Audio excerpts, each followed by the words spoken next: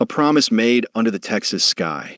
The sun was set in low over the Pecos River, painting the sky in shades of amber and gold that you just can't find nowhere else but Texas. I reckon that's where our story begins. Not at the beginning, mind you, but at that perfect moment when life was about to change forever. There's something about a Texas sunset that makes a man reflective, that makes him take stock of the journey that brought him to where he's sitting. My name's Jack Thornton, and I've spent most of my 40-odd years working this land. Same land my daddy worked and his daddy before him. Thornton Ranch ain't the biggest spread in West Texas, but it's ours. Every dusty acre, every stubborn longhorn, every ancient oak that survived 100 summers. This porch I'm sitting on has weathered more storms than I can count. The wood worn smooth by generations of Thorntons watching the world go by. I remember that particular summer evening like it was yesterday, though it's been nearly 20 years now. I was younger then, about 35, full of piss and vinegar as my granddaddy used to say. Had more confidence than sense, if I'm being honest with myself. My hands weren't as weathered then. My back didn't complain quite so much when I climbed into the saddle before dawn. The ranch was struggling that year. 3 seasons of drought had turned the soil to dust, and cattle prices had dropped lower than a snake's belly. Banks were calling, and I was running out of answers. Sarah, my wife of 10 years, never complained, but I could see the worry lines deepening around her eyes each time I came in from the fields. She'd been a city girl once, from Austin of all places, but she'd taken to ranch life like she was born to it.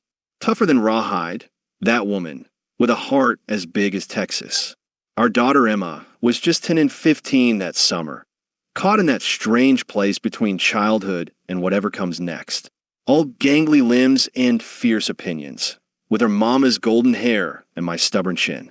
That girl was the light of my life, even when she was driving me crazy. She had this way of seeing right through problems to solutions nobody else had thought of yet. I remember the way the evening light caught in her hair as she swung on the old tire swing my daddy had hung from the oak tree when I was no bigger than a minute. The gentle creaking of the rope against the branch was like a metronome counting out the peaceful moments at the end of a hard day. "Daddy," she said, jumping off the swing and bounding up the porch steps to where I sat. Mr. Peterson's putting the old Miller place up for sale, the one with the creek running through it. I nodded, sipping my coffee. The mug was chipped on one side, a casualty of some long-forgotten argument between Sarah and me. Funny how you remember little details like that. Heard about that. Shame to see another family ranch get swallowed up by them corporations. We should buy it, Emma said, simple as that.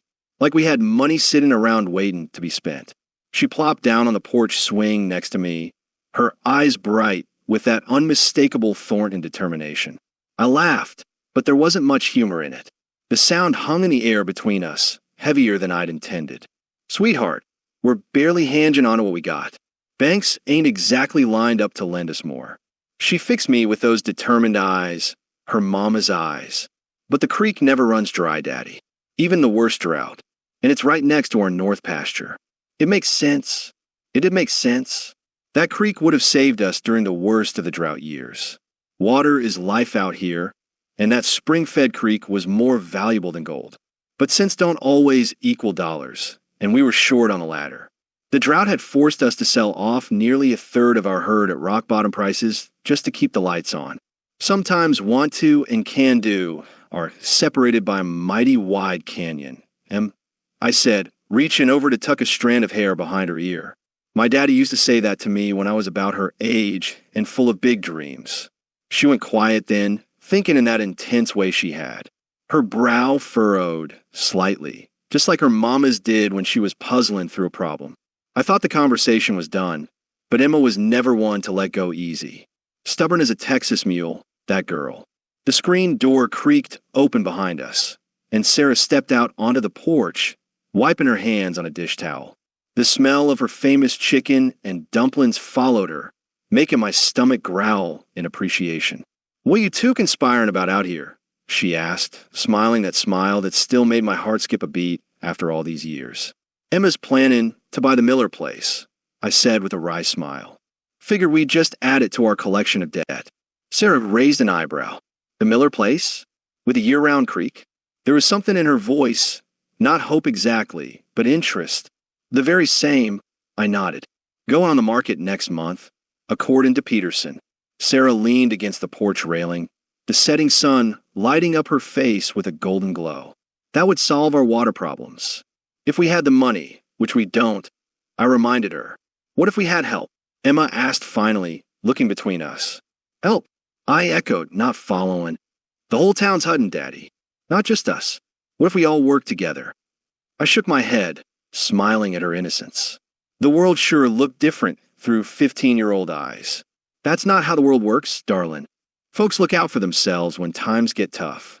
But Emma just smiled that mysterious smile of hers and headed inside, the screen door slamming behind her with a familiar bang that echoed across the quiet ranch. I didn't think much of it then. Just the dreams of a young girl who didn't yet understand the harsh realities of ranching life. Sarah lingered on the porch, watching me with those knowing eyes of hers. Don't be so quick to dismiss her ideas, Jack. That girl sees things differently than most. I sighed, feeling the weight of our struggles pressing down on my shoulders. Seeing ain't the same as doing, Sarah. I can see plenty of solutions. Ain't got the means to make 'em happen. She sat down beside me, her hand finding mine in the gathering dusk. Her fingers were rough from years of ranch work, but still the most comforting thing I knew. We'll figure something out. We always do. That night, I lay awake long after Sarah had fallen asleep, listening to the coyotes howling in the distance. The ranch had been in my family for 4 generations. The thought of being the Thornton who lost it kept me up more nights than I cared to admit. I tried everything I could think of, diversifying our stock, taking odd jobs in town, even selling off parcels of land that weren't essential to operations. Nothing was enough to stem the tide of debt washing over us. Next morning, I was fixing a fence in the south pasture when I saw dust rising on the road. Visitors were rare out our way, especially on a Tuesday morning. I squinted against the harsh Texas sun, trying to make out who might be coming our direction. I climbed down from my post, wiping sweat from my brow as an old blue pickup pulled up. My boots crunched on the dry grass as I walked toward the fence line to meet my unexpected visitors. It was Bill Harmon, who owned the hardware store in town. Bill had extended my credit more times than I care to remember over the past few years. Behind him came 2 more trucks, Mike Delaney, who ran the feed store, and old Doc Wilson, who delivered most everyone in the county under 50, including Emma. Jack, Bill nodded, climbing out of his truck. He was a big man with hands like ham hocks and a beard going steadily more salt than pepper. Bill, I returned the greeting, confused but polite. Something I can help y'all with. It wasn't often that 3 of the town's most respected businessmen showed up on your doorstep unannounced. The men exchanged glances, a silent conversation passing between them. Then Doc Wilson stepped forward, his weathered face serious, under his Stetson. Doc had to be pushing 70, but he still stood straight as a fence post. Heard you might be interested in the Miller place, he said, his blue eyes sharp as ever beneath bushy white eyebrows. I frowned, leaning on my fence post. Now, where'd you hear a thing like that? A suspicion was beginning to form in my mind. Your Emma came by my office yesterday, Doc said. Made quite the presentation. Had charts and everything. That girl of yours could sell ice to Eskimos. Mike Delaney nodded, adjusting his cap. Came to see me too. Got me wondering why I bothered sending my boys to business school. That girl of yours has got more business sense than half the men in this county. I was floored. Emma did what now?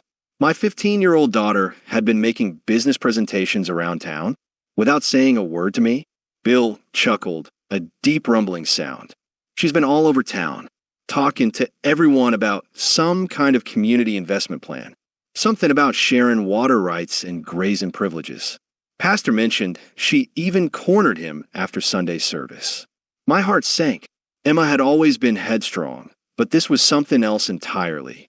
Gentlemen, I apologize for my daughter wasting your time. We're in no position to be buying more land. Emma's she's got big ideas, that's all. Doc Wilson's eyes crinkled at the corners, the way they did when he was about to share some piece of wisdom earned over his many years. Jack, you remember the winter of '98? When that ice storm hit and you drove through the night to help birth my grandson when the roads were too bad for us to get to the hospital. I shrugged, uncomfortable with the change in subject. Anyone would have done the same. The truth was, I nearly died that night, my truck sliding off the road twice in the freezing rain. But Doc's daughter had been in trouble, and that's just what neighbors did. And Mike, Doc continued, turning to the feed store owner, remember when Jack helped rebuild your barn after the tornado? Mike nodded solemnly. 3 weeks of sunup to sundown. Never asked for a dime. He looked at me. My boys still talk about how you taught him to raise a beam properly. And Bill, Doc went on, who stayed with your Martha when she was sick, so you could keep the store open during Christmas rush. Bill looked at his boots, clearly uncomfortable with the praise. Jack and Sarah both. Brought meals for weeks too. Doc turned back to me, his expression serious. See, your girl figured something out that maybe we all forgot. This community's always worked together when it mattered. And it matters now. I looked between them, still not understanding where this was going. What exactly are you saying? Bill cleared his throat, shifting his weight from one foot to the other. We're saying we've formed an investment group. 15 families so far. We're pooling our resources to buy the Miller property. Mike nodded, a hint of excitement in his normally reserved demeanor. The creek water gets shared according to need. Grazing rights rotate seasonally. Profits get split based on investment percentage. Emma worked it all out. He pulled a folded stack of papers from his back pocket. Got the draft contracts right here. I stood there, dumbfounded, the fence post forgotten in my hand. This is crazy. Y'all can't risk your money on. On what? Doc interrupted, a hint of steel in his voice. On ensuring our community survives. On making sure our children have something to inherit. On proving that we don't need big corporations to save us. This drought won't last forever, Mike added. But once families start selling out to them corporate interests, there's no going back. We're not asking permission, Jack, Bill said firmly. We're inviting you to join us. Your land borders the Miller place. Makes sense for you to manage the day-to-day operations. I couldn't believe what I was hearing. These men, pillars of our community, were putting their hard-earned money on the line based on some plan my teenage daughter had cooked up. I don't know what to say. Say yes, came a voice from behind me. I turned to see Sarah standing there, Emma beside her, both of them smiling. They must have seen the trucks from the house and walked down to investigate. You knew about this? I asked my wife, feeling like the ground beneath my boots had suddenly shifted. Sarah nodded, her eyes bright with something I hadn't seen in a long time. Hope. Emma came to me first. I told her it was a pipe dream. She proved me wrong. She looked at our daughter with unmistakable pride. Emma stepped forward, suddenly looking much older than her 15 years. Her blonde hair was pulled back in a sensible ponytail, and she carried a thick folder in her arms. I made copies of all the paperwork, Daddy. The business plan, the investment structure, the water rights agreement. It's all here. She handed me the folder, her chin lifted in that defiant way she had when she was nervous but determined. I took it, feeling like I'd stepped into some alternate reality. The folder was heavy with research and plans. When did you learn all this? How'd you put this together? She smiled, a hint of mischief in her eyes. Remember those business books you got me for Christmas? I actually read them, and Mr. Garvey at school helped me with some of the legal language. His brother's a lawyer in Amarillo. The men laughed, and I felt a strange mix of pride and humility wash over me. My daughter, my little girl, had done what I couldn't, found a way forward when all I could see were dead ends. There's one condition, Doc said, turning serious again. The laughter faded as all eyes turned to him. We're not doing this out of charity, Jack. We need your expertise, and we need your promise. What promise? I asked, trying to wrap my head around everything that was happening. Doc looked at each face in our impromptu gathering before continuing. That when the next family falls on hard times, we do this again. That we remember we're stronger together than we are alone. That we pass this way of thinking to our children. The weight of his words settled over us all. This wasn't just about saving our ranch. It was about changing how we face challenges as a community. I looked at Emma, standing tall in the Texas sun, her face alight with hope and determination. I looked at Sarah, my partner through thick and thin, nodding encouragement. And I looked at these men, my neighbors and friends, offering not a handout, but a hand up. "I promise," I said, my voice rough with emotion. Bill stuck out his hand, and I shook it, sealing a deal more important than any I'd ever made. One by one, the others followed suit, each handshake a bond, each nod an affirmation. As the men climbed back into their trucks, waving as they headed back to town, I stood with my arm around Emma's shoulders, watching the dust settle on the road. "I'm sorry I went behind your back, Daddy," she said quietly. "I just couldn't stand watching you worry anymore." I pulled her closer, swallowing the lump in my throat. "Don't you apologize for saving this ranch, Emma Thornton. I'm prouder of you than you could possibly know." That night, we spread Emma's plans across the kitchen table, poring over every detail. Sarah brought out a bottle of wine we'd been saving for a special occasion, and we toasted to new beginnings. For the first time in years, I slept without waking to worry in the darkest hours of the night. That was the beginning of something special in our little corner of Texas. The Community Land Trust, folks called it eventually. That first purchase of the Miller place led to others. When the Richardson family nearly lost their apple orchard to medical bills after their boy's accident, we stepped in. When the drought of 10 nearly wiped out the Martinez vineyard, the trust helped them install irrigation. The Miller Place Creek saved us all during the worst drought years. Just like Emma said it would. That water meant the difference between survival and selling out for half a dozen families. I remember the day we signed the final papers on the Miller property. Peterson looked mighty confused when 15 families showed up at the bank, each with their share of the purchase price. The banker's eyes nearly popped out of his head when he realized what we were doing. "This won't work," he'd said, shuffling uncomfortably in his expensive suit. "You can't all own the same piece of land." "Watch us," Doc Wilson had replied, and the look on that banker's face was worth every penny of our investment. The first year wasn't easy. We had disagreements about how to allocate water during the continuing drought, arguments about grazing schedules, debates about improvements versus cash reserves. But we worked through each one, gathering around kitchen tables and on front porches across the county, figuring it out together. When the rains finally came, it was like the land itself was celebrating with us. I'll never forget standing in the middle of a green pasture that had been dusty the year before, watching fat cattle graze on grass, so lush you'd swear we were in Ireland, not Texas. Emma went off to college a few years later, first one in our family to do so. The day we dropped her off at Texas A&M was one of the proudest and saddest of my life. She studied agriculture and business, coming home on holidays full of new ideas and enthusiasm. Watching her grow into her own woman was like watching a miracle unfold right before my eyes. She met Thomas Miller her junior year. No relation to the Miller place, just one of life's little coincidences.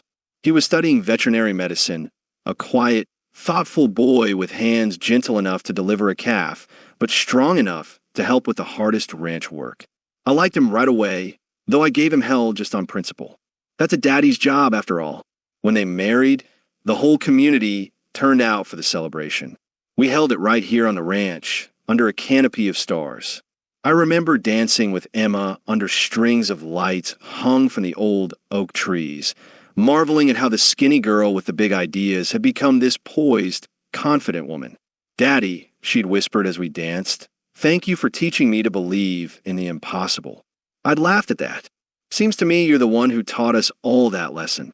Darling, Emma and Thomas built their house on the edge of Thornton land, overlooking the creek that had started it all.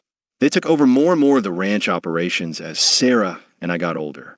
Thomas's veterinary practice served the entire community, saving us all thousands in bills we couldn't afford. Emma came back from college with even bigger ideas and the knowledge to make them work. She's running the trust now, and half the county besides. Under her guidance, we expanded from just land sharing to equipment co-ops, bulk purchasing agreements, and even a community-owned processing facility that let us bypass the corporate middlemen who'd been squeezing us dry for generations. We faced plenty of challenges over the years. The fire of 15 nearly wiped out 3-member families. We rebuilt together, everyone pitching in labor, materials, and support. When the big corporations tried to buy up water rights during the drought of 18, We stood united against them. When market manipulation drove cattle prices to historic lows in 21, our community processing facility kept us all afloat. The porch I'm sitting on today is the same one where Emma first shared her dream, but the view's different now. The Thornton Ranch has grown. So has our community. The oak tree where Emma used to swing still stands, but now my grandchildren play beneath its spreading branches. They're growing up knowing the value of community, of standing together when times get tough. I remember when little Jack, our first grandson, was born. Emma had a hard time of it. 36 hours of labor ended in an emergency C-section at the county hospital. The waiting room filled with trust members bringing food, offering prayers, sharing stories to keep our spirits up. When that baby finally arrived, healthy and squalling, it felt like the whole community had given birth. Last month, young Travis Cooper, couldn't be more than 16, came to one of our community meetings. His family's been struggling since his daddy's accident left him unable to work their ranch. Got up in front of everyone, nervous as a cat in a room full of rockers, and presented his plan for a community equipment co-op. The idea was to pool resources to buy specialized equipment no single ranch could afford on its own. Reminded me so much of Emma that day. It near brought tears to my eyes. Same earnest determination, same practical approach to solving problems. As he spoke, I could see the torch being passed to yet another generation. The trust approved his plan unanimously. When I congratulated him afterwards, he looked up at me with earnest eyes. "Mr. Thornton," he said, "do you think it'll really work?" I put my hand on his shoulder and told him what I've learned over these many years. "Son, there's power in a promise made under the Texas sky, especially when it's a promise we make to each other." He smiled then, relief and excitement washing over his face. "My daddy said you'd say something like that. Said you always have the right words." I laughed. "Your daddy gives me too much credit. I'm just passing along what your generation taught mine." As the sun sets over the ranch tonight, painting the sky in those same shades of amber and gold, I think about the legacy we're building. Not just in acres and cattle, but in how we live, in how we face hardship, in how we lift each other up. The trust has grown beyond anything we could have imagined that day when Bill, Mike, and Doc showed up at my fence line. 37 families now, spanning 3 counties. We've helped save over a dozen family operations that would otherwise have been swallowed up by corporate interests. We've created jobs, preserved traditions, and built something that will outlast us all. Emma's bringing her kids over for dinner tonight.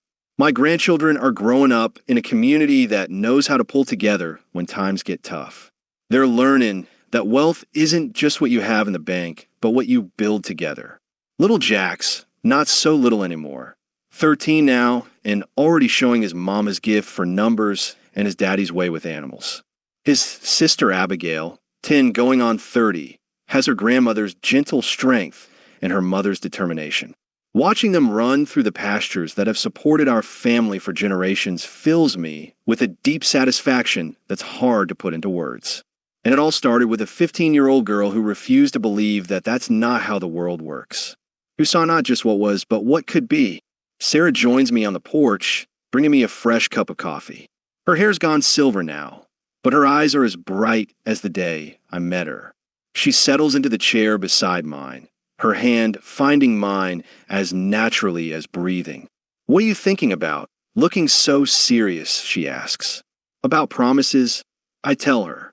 About how one promise changed everything. She smiles, understanding without needing more explanation. We've been together long enough that words aren't always necessary. "They'll be here soon," she says. Emma said they're bringing Thomas's sister and her kids too. I nod, pleased. Our table has always had room for extras. That's another lesson we've learned over the years. There's always enough if you're willing to share. The Texas sun's almost gone now, just a faint glow on the horizon. Another day done. Another promise kept. In the distance, I can see dust rising on the road. Emma and her family arriving, right on time. In the yard, Sarah has strung lights in the old oak tree, a nod to Emma's wedding day. The table is set on the porch, ready for the laughter and stories that will fill the evening. That's what I've learned in my years on this land. That promises matter. That community matters. That sometimes the most valuable thing we possess isn't what we own, but what we share. The old folks used to say that Texas dust gets in your blood. I reckon that's true. But what also gets in your blood is the understanding that none of us makes it alone. Not really. We need each other, in ways big and small, seen and unseen. As the first stars appear in the darkening sky, I think about all the families who have made this journey with us. The Harmons, the Delaney's, the Wilsons, and dozens more. How we've celebrated births together, mourned losses together, weathered storms both literal and figurative. How we've built something that's greater than the sum of its parts. I think about Emma's children and the children of all our trust members growing up with a different understanding of community than most kids these days. How they're learning that capitalism doesn't have to mean cutthroat competition, that success doesn't have to come at someone else's expense.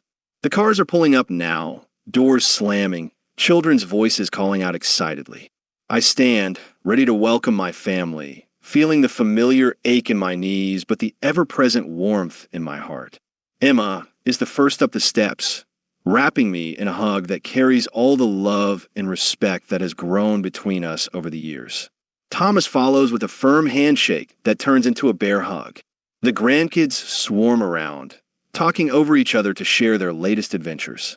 As we gather around the table under the Texas stars, I look at these faces illuminated by lantern light and feel a contentment that goes bone deep.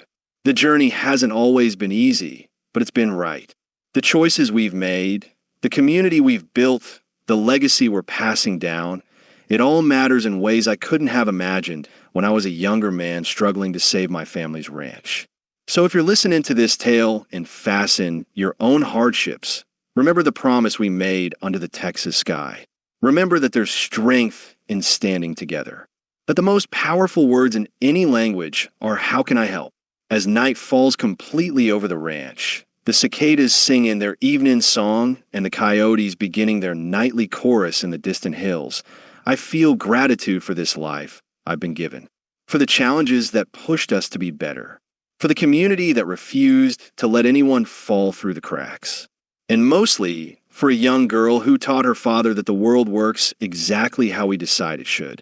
If you enjoyed this story from the heart of Texas, don't forget to hit that subscribe button and share with someone who could use a reminder of what community truly means.